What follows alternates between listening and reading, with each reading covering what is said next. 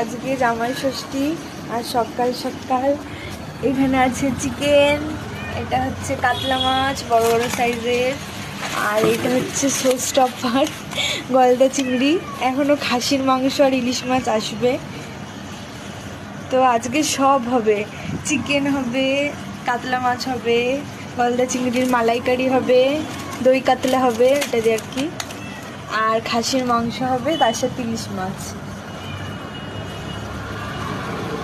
তো তোমাদের বাড়িতেও কার কি রান্না হচ্ছে কমেন্ট করে জানিও। টাটা বাই বন্ধুরা। খাসির মাংস আর ইলিশ মাছ, ইলিশ খাসি গুলো চলে এসছে। মাসি করছে মুগের মাথা দিয়ে, কাতলা মাছের মাথা দিয়ে মুগ ডাল।